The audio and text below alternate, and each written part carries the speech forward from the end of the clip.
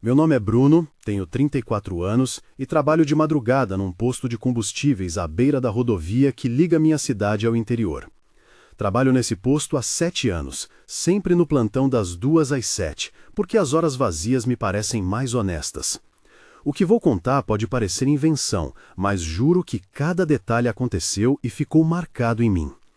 Era uma noite comum de terça, com neblina leve e o relógio da loja marcando 2h45, quando ouvi um som que não combinava com a rotina. Um passo sumido no cascalho, como se alguém tivesse caminhado pela beira da pista e passado por trás das bombas. Minha rotina era simples e repetida até a exaustão: abastecer, passar cartão, limpar o chão e anotar os balanços do turno. Naquela madrugada, depois daquele som, nada mais foi igual. Se você já fez plantão de madrugada, presta atenção, porque o que aconteceu comigo pode virar uma pergunta que você não sabia que carregava. No início, o posto parecia exatamente o mesmo de sempre. As lâmpadas halógenas lançavam um círculo amarelo sobre o pátio molhado, havia cheiro de óleo misturado com café velho vindo da loja e o rádio do caixa tocava uma música conhecida em volume baixo. O dono, seu Antônio, havia me contratado porque eu era pontual e falava pouco. Havia também o Zé do almoxarifado, que às vezes aparecia para pedir fumaça e conversar sobre futebol. A Ana, que fazia a limpeza nos turnos diurnos, o Paulo, que vinha consertar o gerador a cada 3 meses, o motorista Carlos, que parava para tomar água em horários estranhos, e Dona Lourdes, que trazia bolos aos domingos e sempre deixava um pedaço para mim. Essas pessoas eram o mapa do meu cotidiano, caras que eu via mais que minha família. Eu conhecia detalhes pequenos: alguém gostava do café forte, outro deixava a moto sempre no mesmo lugar, alguém roncava depois do almoço. Numa madrugada típica, eu verificava as câmeras, limpava o bico das bombas, conferia se as bandejas estavam limpas, fazia o fechamento de caixas e anotava tudo no caderno velho que chamávamos de diário do posto. Essas ações me davam segurança, a sensação de que se algo acontecesse, eu saberia onde procurar. Numa noite de chuva fraca, por volta das 3, eu estava encostado no balcão tomando café quando ouvi bater uma porta do banheiro com um som seco, curto e metálico. Ao mesmo tempo, senti um cheiro diferente, um odor metálico e de água parada que me fez franzir o nariz. Levantei, peguei a chave do banheiro e fui até o corredor. A luz do corredor tremia por causa do gerador que cuspia um ronco constante. Quando abri a porta, encontrei um casaco branco encharcado em cima da pia, as mangas viradas para fora e a etiqueta arrancada. Não havia ninguém lá dentro. Voltei para o balcão com o casaco na mão e encontrei no monitor das câmeras só o pátio molhado, o reflexo das lâmpadas. Embaixo do casaco havia uma carteira velha com um documento que eu jamais tinha visto. O nome era Antônio Carlos, uma data de nascimento e uma foto amarelada. Peguei o telefone para ligar para o número da carteira, mas não havia telefone. Isso foi só o começo. No mesmo turno, apareceu um cliente que me chamou a atenção. Veio a passos lentos, sapatos encharcados, calça suja de lama e olhos que pareciam vazios. Ele pediu para abastecer e para usar o banheiro com voz baixa, quase sumida. Conversamos. A troca foi estranha, porque ele falava como se já tivesse repetido aquelas palavras muitas vezes e ainda assim estivesse buscando algo novo. A seguir transcrevo parte da conversa, porque cada frase me apertou o peito e me deixou sem resposta. Era o tipo de diálogo que eu sabia que precisaria lembrar, palavra por palavra, para um dia tentar entender. Eu disse: "Olha que noite, não é?" Ele respondeu: "Pois é, a estrada parece diferente quando chove." Eu disse: "Você quer café?" Ele respondeu: "Não, obrigado, só o banheiro." Eu disse: "Fica à vontade, as chaves estão ali." Ele respondeu: "Obrigado." Eu disse: "De onde vem?" Ele respondeu: "De muito longe." Eu disse: "Está com frio?" Ele respondeu: "Um pouco." Eu disse: "Precisa de cobertor?" Ele respondeu: "Não." Eu disse: "Você parece cansado." Ele respondeu: "Sempre estou cansado." Eu disse: "Algum problema com o carro?" Ele respondeu: "Não lembro de ter carro." Eu disse: "Como assim?" Ele respondeu: "Às vezes a gente confunde as coisas." Eu disse: "Quer que eu chame alguém?" Ele respondeu: "Não, obrigado." Eu disse: "Tudo bem então, fica à vontade." Ele respondeu: "Obrigado mesmo assim." Foram 12 trocas, cada uma curta, quase um mantra. Enquanto falávamos, notei que o cheiro que vinha dele era o mesmo cheiro da água parada que senti no banheiro, uma mistura de terra e metal. Ele entrou no banheiro e eu continuei a limpar as bombas, mãos frias, ouvido atento a qualquer som. Saí da loja acompanhado do zunido distante dos caminhões e senti o ar da madrugada na pele, úmido, pesado como uma cortina. Ao voltar para dentro, vi algo que me congelou por alguns segundos. No monitor, a imagem do banco do posto mostrava todas as luzes e reflexos, mas não havia registro do homem que eu atendera. No relógio do sistema, as imagens estavam com atraso de 2 minutos, e ali, na gravação, eu aparecia varrendo o chão, falando sozinho, sem cliente. Rebobinei e avancei a gravação diversas vezes e nada surgia. Pensei que fosse um defeito técnico, uma falha do sistema. Então peguei o controle do DVR e fui até a caixa de registro.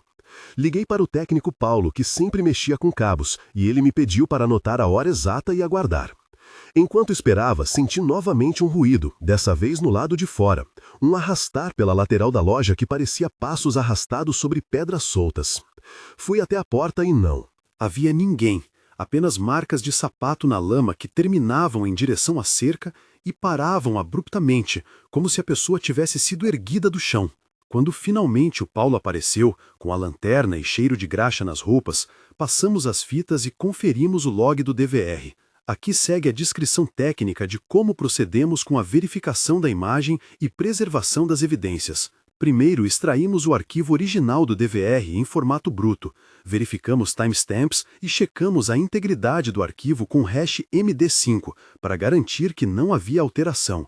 Em seguida, copiei o arquivo para um pendrive virgem e marquei a cadeia de custódia, registrando quem teve acesso ao material e em que horário, para manter a validade da prova. Também conferimos se havia câmeras offline ou colisões de sinal e comprovamos que os cabos estavam conectados e sem corte aparente. Tudo isso levou-nos cerca de 2 horas, mas o resultado foi o mesmo. A gravação mostrava vazio.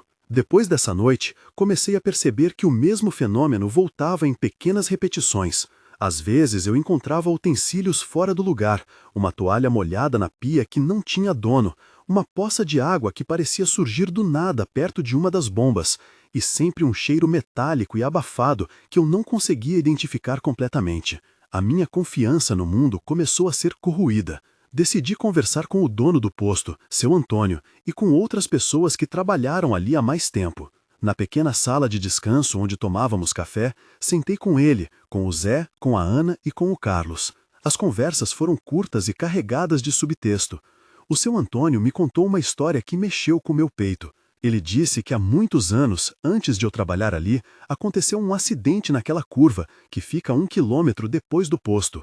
Um caminhoneiro bateu sozinho e morreu na hora.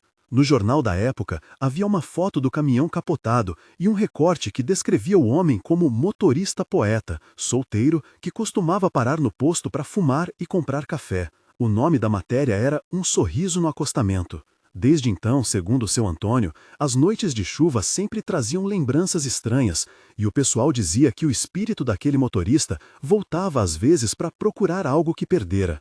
Eu estava cético, mas aquelas coincidências começavam a se alinhar de um jeito incômodo. Lembrei da carteira com o nome Antônio Carlos e do homem encharcado que parecia não lembrar de ter um carro. Lembrei das pegadas que paravam no nada. Contei isso para Ana, e ela fechou os olhos como se tivesse visto tudo outra vez. A partir daí, eu decidi que precisava entender o passado deste lugar. A investigação que fizemos foi improvisada e contada em conversas com vizinhos, leituras de arquivos e muita conferência de recortes de jornal antigos. Falei com Marta, que trabalhava no restaurante da estrada, e ela disse que vira um caminhoneiro na madrugada que pedia sempre a mesma mesa e deixava um recado rabiscado. O recado dizia: "Procuro meu caderno". Fui até o posto municipal e pedi para olhar os arquivos do jornal local. Entre folhas amareladas encontrei a matéria sobre o acidente, uma foto granulada e um recorte com o nome do motorista. Havia também uma pequena nota sobre um caderno desaparecido. Aquilo me atravessou. Passei várias noites lendo e relendo aquelas linhas como se esperasse uma conclusão óbvia. Contei para o delegado Rodrigo, que me orientou a formalizar o pedido de consulta aos arquivos e anotou tudo no seu caderno com caneta preta. Falei ainda com a vizinha do posto, Dona Lourdes, que me mostrou uma fotografia antiga em que um grupo de homens posava em frente ao posto, entre eles um sujeito com um sorriso largo e um boné velho. Ela lembrou que seu nome era Antônio Carlos. Ao som dos relatos, a sensação de que havia um fio entre o passado e o presente foi ficando mais clara, mas a confirmação ainda não existia. Houve uma noite em que a tensão cresceu de maneira palpável. Eu detalho esse momento porque foi um ponto de virada. Era uma madrugada de vento forte, por volta das 4, e as luzes do posto piscavam. As bombas funcionavam com um zumbido mais alto que o usual. Eu estava sozinho, varrendo o pátio, quando senti um arrepio que começou na nuca e subiu pela espinha. Em seguida ouvi, vindo da estrada, um ronco grave de motor usado, seguido do som de freio e de uma buzina que ecoou como um lamento. Parei o que fazia e olhei na direção da pista. Havia um carro parado na curva, faróis apagados. Senti cheiro de borracha queimada e de água misturado com terra. Meus olhos tentaram achar algo reconhecível. Havia uma figura que desceu do carro, meio cambaleante. Quando se aproximou das bombas, pude ver o rosto encoberto pela chuva, o cabelo colado na testa e as mãos sujas de barro. Foi o mesmo rosto que eu vira dias antes. O que me deixou sem chão foi quando senti a madeira do balcão vibrar, como se alguém tivesse batido a mão ali por dentro quando não havia ninguém do lado de fora. O ruído foi seco e curto e me fez cair de joelhos no asfalto frio. Esse momento teve 3 parágrafos que agora descrevo com cuidado porque o peso emocional era grande. O chão repuxou meu corpo e deixou um gosto metálico na boca. Eu senti o pulso acelerado, a respiração curta e a pele formigar. Essas sensações ficaram comigo por muito tempo. Outra noite de tensão aconteceu quando fomos verificar o armário de ferramentas. Eu e o Paulo abrimos a porta e encontramos um caderno velho, encharcado com folhas grudadas, mas dentro havia algumas páginas que ainda podiam ser lidas. O cheiro de papel molhado subiu como um sopro. Ao folhear com cuidado, encontrei anotações com frases curtas e a letra inclinada. Palavras sobre rotas e paradas, e, em uma das páginas, o nome Antônio Carlos junto de um desenho de uma bomba de gasolina. Enquanto eu lia, senti um ruído de passos no teto, algo que parecia rosquear lentamente sobre a laje. Olhei para o teto, toquei a madeira fria do armário e senti as palmas das mãos ficarem úmidas. O som se repetiu 3 vezes e depois cessou. Naquele instante, eu entendi que aquilo não era apenas uma coincidência e que havia algo ali que resistia ao esquecimento. Os diálogos com colegas e vizinhos durante a investigação foram extensos e precisos.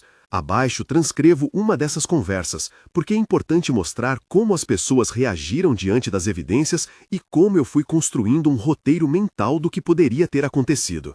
Essa conversa aconteceu na cozinha do posto entre mim, o seu Antônio, a Ana, o Zé, o Paulo e a Marta. Eu disse: "Vocês lembram daquele acidente?" O seu Antônio respondeu: "Lembro, como se fosse ontem." Eu disse: "O recorte que achei tem o nome Antônio Carlos." O Zé respondeu: "Antônio Carlos era conhecido aqui." Eu disse: "Vocês já viram algo estranho desde então?" A Ana respondeu: "Sempre apareceu algo quando chovia." Eu disse: "Como assim?" O Paulo respondeu: "Loucuras de madrugada, pratos que somem, coisas que aparecem." Eu disse: "Alguém achou o caderno dele?" A Marta respondeu: "Uma vez um caderno apareceu no canto do depósito." Eu disse: "E o que tinha nele?" O seu Antônio respondeu: "Nomes de paradas, horas e um pedido.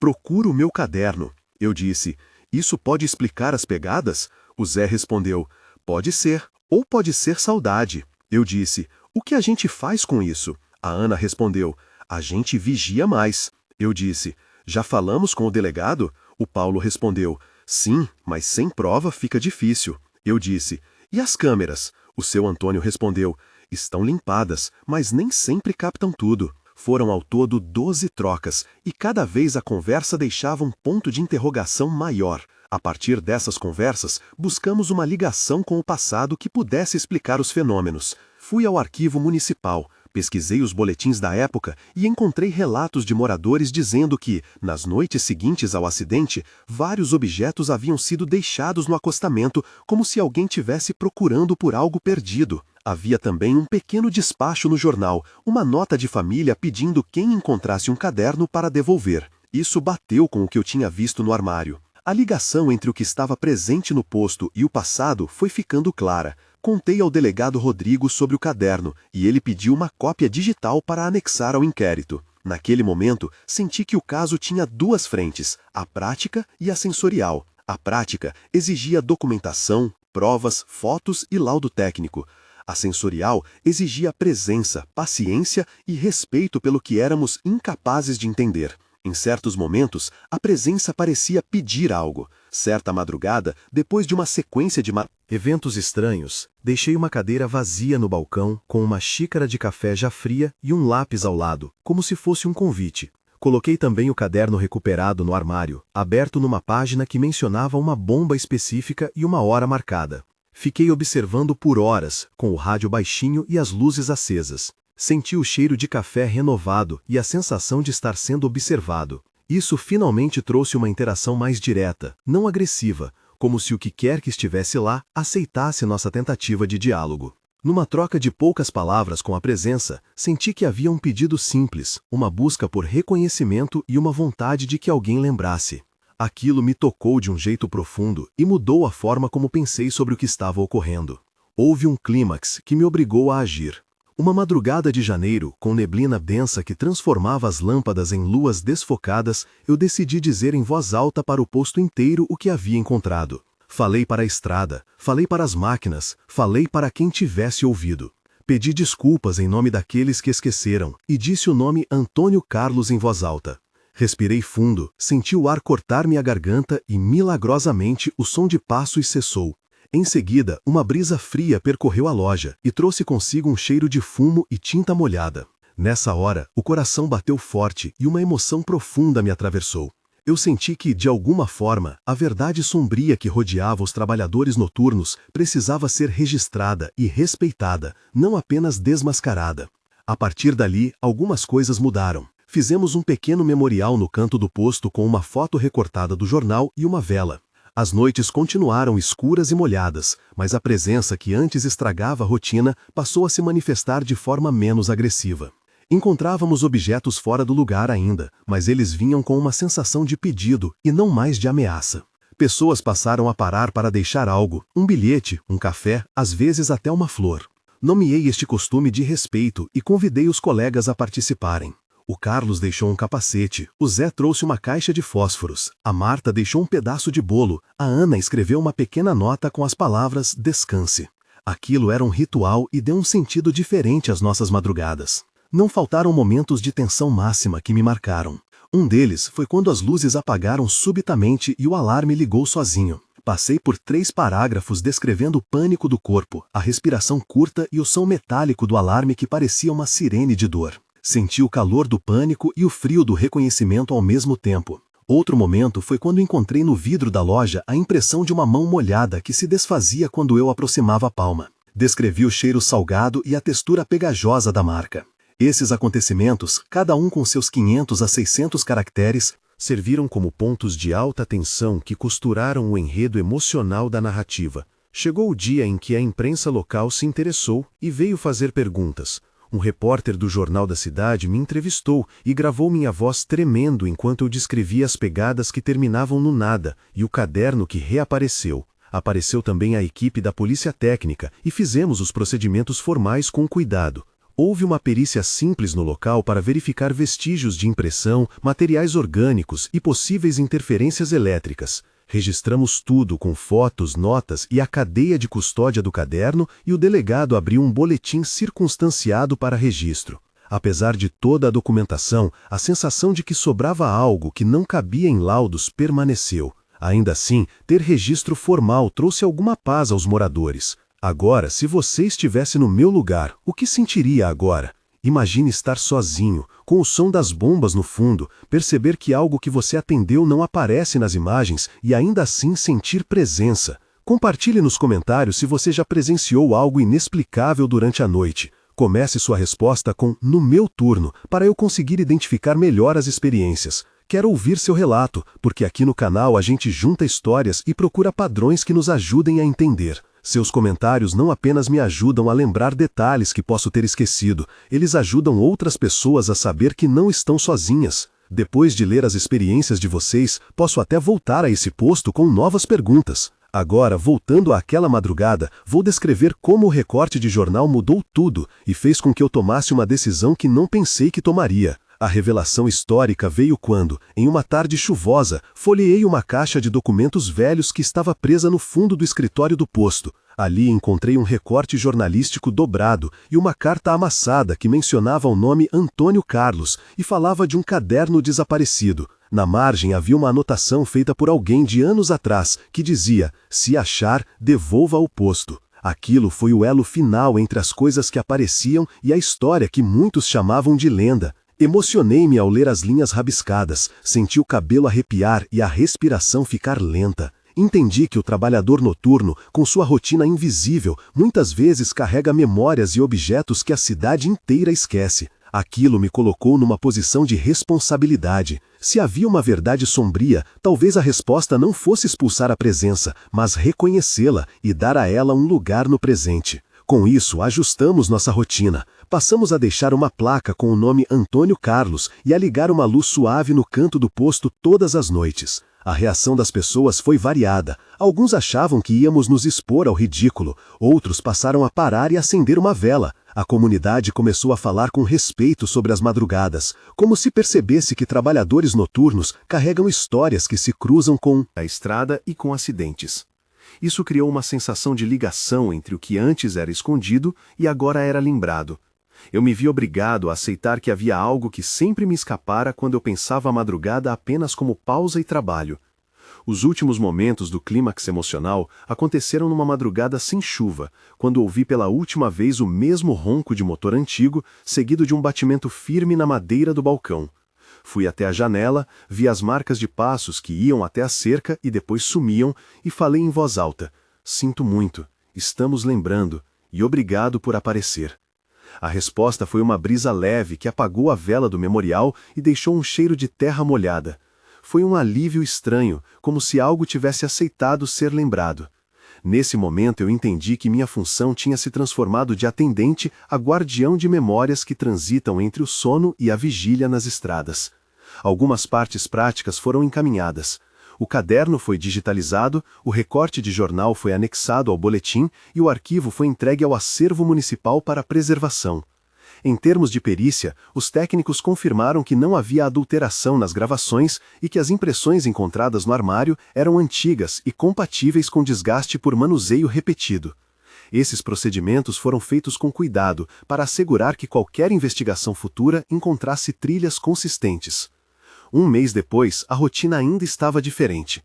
As pessoas que passavam pelo posto notavam a foto no memorial, muitos deixavam um bilhete e o posto parecia mais habitado por lembranças do que por carros.